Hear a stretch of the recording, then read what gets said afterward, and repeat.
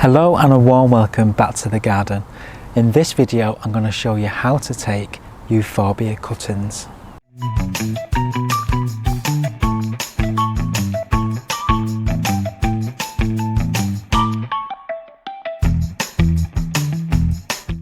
Spring is the usual time when we take Euphorbia cuttings, but throughout the summer we also get a lot of new shoots emerging.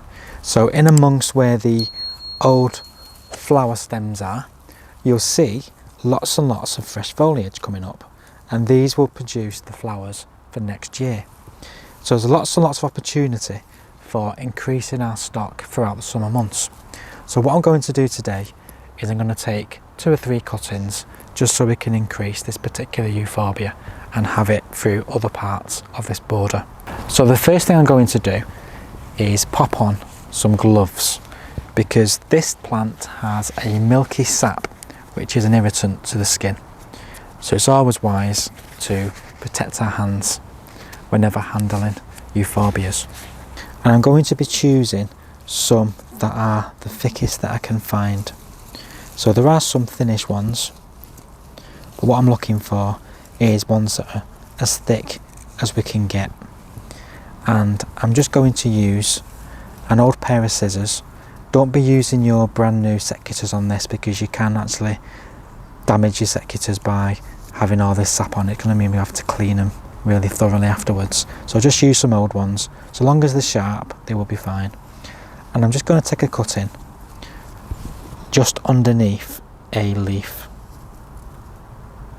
just like that. And you can see straight away that sap is coming out of that stem. So that's what we need to avoid touching on our skin. We need to just remove some of the lower leaves, because that will be going underneath the source surface.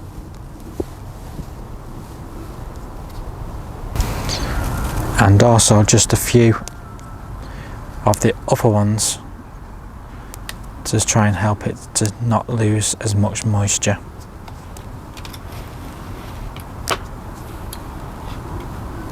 So you're looking at a cutting that's relatively longish, and we're just going to then submerge that straight into the compost. Now you'll notice that I'm not using hormone rooting powder on these cuttings. We don't want to be dipping that sap into the hormone rooting powder, and these usually root fairly well without it anyway. So I'm going to go for another one. So I'm going down underneath a leaf. I'm taking off these lower leaves. Be careful not to get that sap onto any area that's not covered by gloves. So something like that.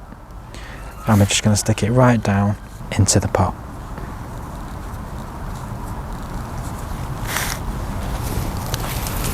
See if I can get another one.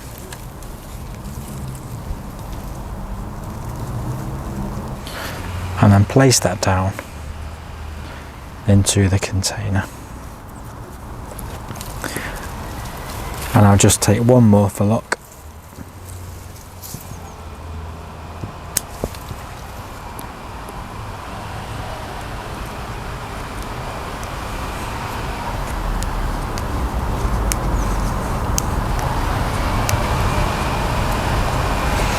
And I'll place that directly in the centre.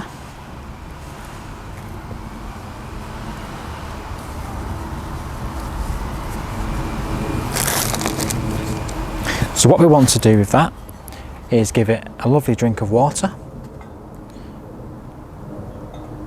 Make sure the compost is nice and wet. The compost mix I'm using is just a normal multi-purpose compost with added grit to aid the drainage. And we want to thoroughly water this until we can start to see it protruding out the bottom. And then to keep all the humidity within the plants and within the area where they're growing, we're just going to pop a plastic bag over the whole container.